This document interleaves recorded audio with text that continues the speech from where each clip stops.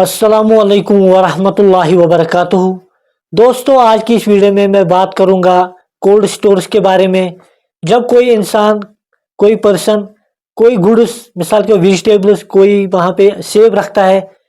और जो ये जब ये वहाँ पे अपने गुड्स रखता है, ये जो दोनों पार्टीज रहते हैं, जो कोल्ड स्टोर का ओनर रहता है और जो ये डिपॉजिटर रहता है, इनके क्या हुकूक रहते हैं और क्या रेस्पॉन्सिबिलिटीज रहती है, उस पर मैं बात करूंगा। जब मैं कोल्ड स्टोरेज की बात करूंगा तो उसके बारे में जो कानून है वो है कोल्ड स्टोरेज आर्डर 1980। उसका क्लास 15 जो है वो बात कर रहा है कि एक एग्रीमेंट के बारे में बात कर रहा है कि जो हायरर होता है और जो लाइसेंसी होता है, मिसाल कोल्ड स्टोर ओनर जो होता है उसके पास एक लाइसेंस होता है कि वो लोगों के चीजें, लोगों के सेव अपने स्टोर में रख सकता है, और जो वहां पे रखता है जिसको हम डिपॉजिटर या हायरर कहते हैं, किराएदार, इन दोनों के क्या हुकूक है उस पर बात करता हूँ। उसके बाद ये कहता है कि जो कोल्ड स्टोरेज आर्डर है वो ये कहता है कि उसमें ओवरलोडिंग नहीं होनी चाहिए। एक कोल्ड स्टोर में जितनी उसकी कैपेसिटी, उसी कैपेसिटी के हिसाब से वो वहां पे कोल्ड स्टोर रखे चीजें। उसके बाद यही इसका और एक क्लास ये कहता है कि अगर कोई इंसान वहां पे अपने सेब या कोई और गुड्स वहां पे रखना चाहता है, उस सूरत में जो कोल्ड स्टोरेज का ओनर है वो उसको डिनाई नहीं कर सकता, वो उसको रद्द नहीं कर सकते उसकी इस ऑफर को।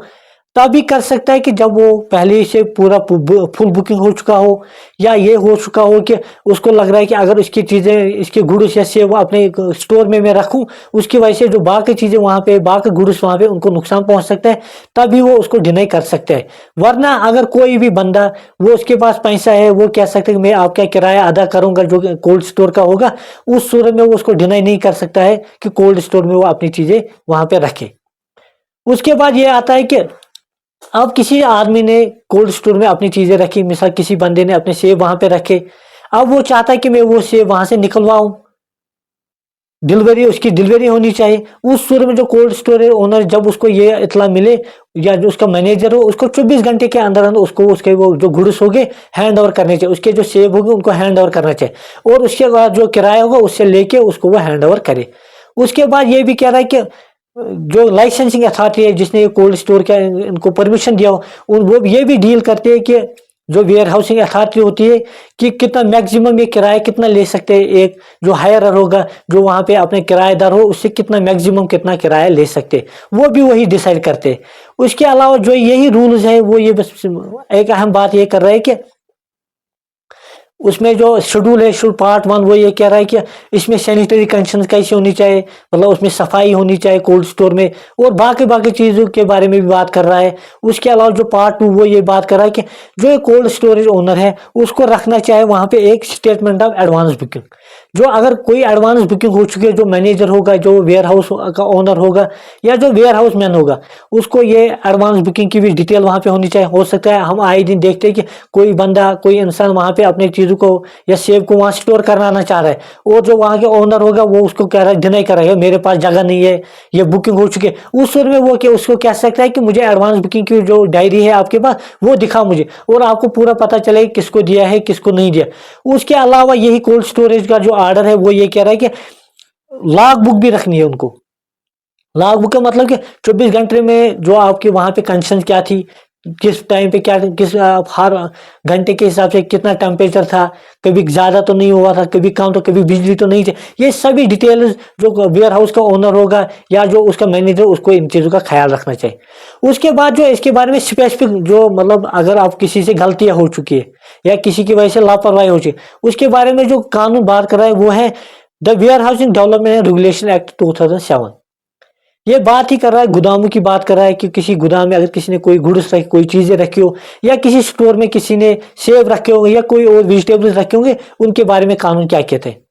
इसका जो सेक्शन 6 वो कह रहा है कि, वो कह रहा है कि जो एक वेयर हाउस मैन होगा, जो निगरान होगा किसी स्टोर का, किसी गोदाम का, उस पर लाजिम है कि वो उतना केयर करे चीजों की वहां पे, जो जैसे वो अपनी चीज, जो रीजनेबल पर्सन अपनी चीजों के बारे में करता होगा। उसके बाद उस पर यह भी लाजिम आता है कि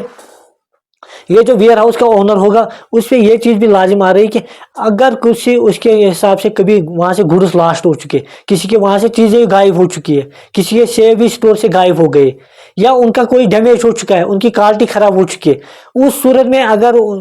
उसकी लापरवाही ना भी हो, वेयर हाउस के ओनर जो हो, गोदाम का जो ओनर हो या जो स्टोर का ओनर हो, उससे लापरवाही हुई हो या ना हुई हो, जो एट द टाइम आप जो डिपॉजिट जब आप वहाँ पे गुड्स करते हो या सेव वहाँ पे जब आप वहाँ पे रखते हो, जो उस वक्त की जो उनकी कीमत होगी उनको एज ए कंपनसेशन देना होगा, उतनी कीमत के हिसाब से उसको पैसे देने होंगे। अब अगर इस कोल्ड स्टोर के ओनर की वजह से, उसकी लापरवाही की नेग्लिजेंस की वजह से किसी का नुकसान हो चुका है, किसी के सेब 1000 रुपए में उस वक्त खरीदे थे, उस स्टोर में रखे थे, उस स्टोर में एक तो वो 1000 रुपए के हिसाब से पैसे देने और जो उस पर प्रॉफिट बनता होगा वो भी उस कोल्ड स्टोर ओनर को एज ए कंपनसेशन किसको देना होगा। उसके बाद ड्यूटी क्या रहती है, जो कोल्ड स्टोर का ओनर होगा या किसी गोदाम का जो ओनर होगा या जिसको हम कहते हैं निगरान जो होगा, जब भी आपको कभी चीजों की डिलीवरी चाहिए या सेब की डिलीवरी चाहिए, आप उसको कहोगे और जो रिसिप्ट होगा, जो उसकी जो फी होगी, जो किराया, उसको दे के और जो वहां से रिसिप्ट लेटर होगी उस पर लिखना है कि हाँ मैंने रिसीव किया। ये चीजें फॉर्मेलिटी पूरी करने के बाद आपको कभी वो कोई भी एक्सक्यूज नहीं रह सकता है कि जो कोल्ड स्टोर ओनर होगा या वहां का निगरान होगा कि आपको वो चीजें हैंड ओवर ना करे, बल्कि 24 घंटे के अंदर अंदर आपको उसको वो सेब आपके हवाले करने होंगे और आप उनको बेच सकते हो। और इतना ही नहीं, जो कोल्ड स्टोर ऑर्डर ये भी कह रहा है कि जो हर किसी के जो रिसिप्ट होंगे उसके रिसिप्ट के हिसाब से उसके गुड्स अलग रखो। किसी के सेब के मतलब रखे होंगे, उसका रिसिप्ट एक है, वो गुड्स उसको अलग रखने और उनके दरमियान गैप भी एक आधे मीटर का गैप रहना चाहिए, क्योंकि कल अगर उनके वहां से वो डिलीवरी लेना चाहे उसको आसानी हो जाए, ये भी जरूरी है। इसके बाद जो मुझे लगे इंपॉर्टेंट चीज है वो रसीद के बारे में, जो आमतौर पर आम लोग उसका ख्याल नहीं करते।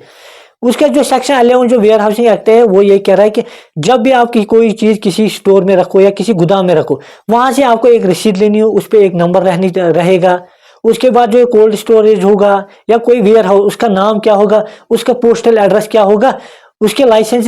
ये भी उस रसीद पे वो भी डिटेलिंग होनी चाहिए। उसके बाद ये भी होना, ये जो वेयर हाउस होगा अगर आपने वहां पे सेब रखे होंगे,